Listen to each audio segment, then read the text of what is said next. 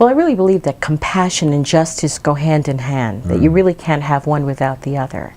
That we are really used to a very comfortable compassion that is bounded by the pews of whatever church we go to, whatever synagogue or whatever faith tradition we're in. And I have seen instances where that doesn't expand far enough. It is a fear of difference that circumscribes our compassion. What is the future of spiritual direction given this radical change of expansion that you're describing? What do you see the future of the spiritual direction movement in the world? Well, I have a friend of Brian Swims, so I'm into cosmology. Okay. And I want to see young people begin to think of their identity in a broader way. To be able to connect cosmology with reality in everyday life. Where I think spiritual direction is going is in a deepening with the inclusion of traditions that have not been in the forefront. And that would include spiritual directors of color. That would include all kinds of folk who bring such gifts.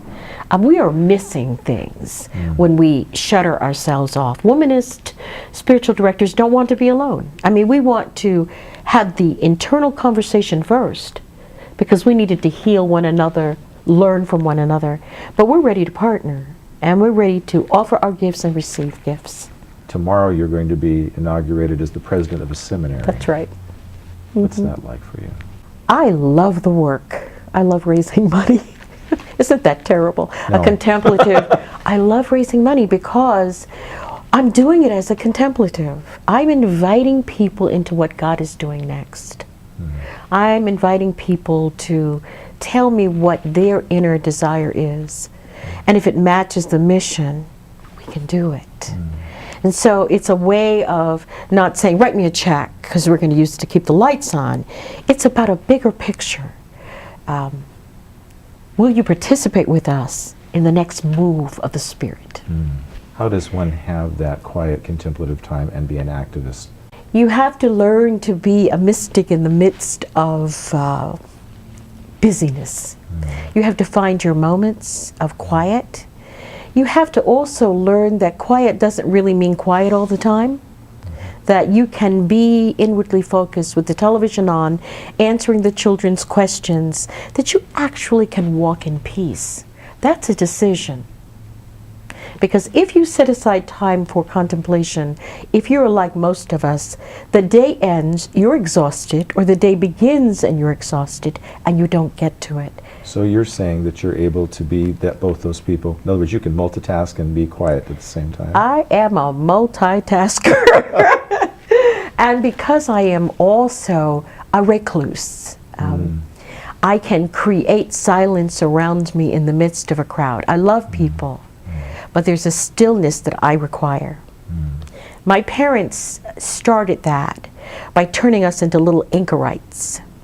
We could play in the street and get dirty and play in the mud until noon, at which time we had to take a shower, put on dresses and socks, and sit on the porch and read. And so they instilled within us this sense of balance in your day. And yes, you can play hard, but there's a time for quiet, for wrestling with your thoughts. And then we would bring what we'd been thinking about to the dinner table.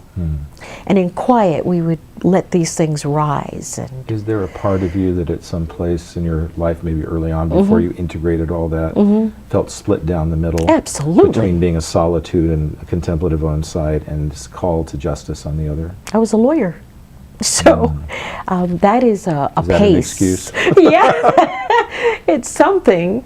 I loved the work. I didn't love the antagonisms that it required on behalf of your client. And I'm calling it antagonism. It's not really antagonism. It's just that battle readiness.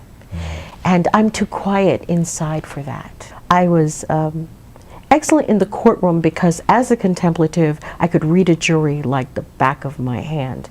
I knew who'd be the foreman. I knew where the trouble was. I knew who to speak to. So I was very, very accomplished in the courtroom, but I didn't enjoy the pace. And I felt like I was out of my calling completely. You've been writing and talking about womanist. a kind of feminist theology. Would you tell us what that is? Yeah, it is African American women's response to the misogyny in the Black theology liberation movement. The women were there. The women were soldiers. They were laying the groundwork. They were resisting. Many of them died, but they were pushed back because they didn't want black men to be not in the forefront. And when the liberation movement sort of began to ebb into a normalcy, they decided that they couldn't stay in the background anymore. What Alice Walker says in her poem is, we're committed to the survival of the entire community, but not at the cost of our ability to give gifts to that community. So womanism speaks to the difficulty of embracing feminism and the desire to create something out of our own cultural understanding, similar to what the mujeristas did out of Spanish culture. Yes, yes. Pushback to that? Pushback, yeah. Yeah, and where was the pushback to womanist? The pushback to womanist is from men, all men who feel as if we have isolated ourselves and then dissipated the strength of the community because of it. The pushback comes from communities that are very liberal socially, but misogynist and homophobic in other ways. And they don't like the different levels of that definition. The pushback comes from Christian women who want to be womanist but also are uncomfortable with taking it out of a Christian context and embracing Buddhism, Hinduism, Sufism, whatever else. We are moving in that direction.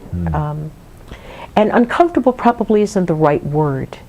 It is that the Black church has been so steeped in Christianity that it is only now, with new generations, that we're beginning to embrace other traditions. Is this informing your view of what a new seminary should look like in the 21st century? Absolutely. Yeah. Absolutely. Can you talk about that Oh, vision? yes. We're going to be serving a new population of people. There are 200,000 Somalis here, 100,000 Liberians. And what we know is that the new enrollments are coming from people of color and women. And we're going to serve that population. We currently have 2 Buddhist students. We have 2 rabbis, 2 female rabbis at the school, and we want more. We have a good percentage of the LGBTIQ community, and we want more. We want to serve people who are called in an individual way to particular communities who don't feel welcome in other places. Barbara, would you say a little bit more about the ancestors, the lineage that speaks to this womanist tradition? I would.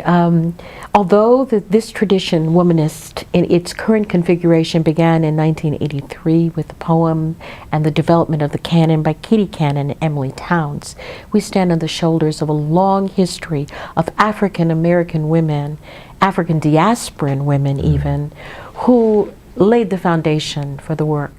We're inviting into a communion of life people of different faith traditions, different beliefs, different intellectual abilities, and saying, now let's all just get along. And not only just get along, but craft a future together. That's not easy work. And in the meantime, you're supposed to love your neighbor too. So we have a number of tasks before us as a community going forward together. I don't see any way forward without that mutuality.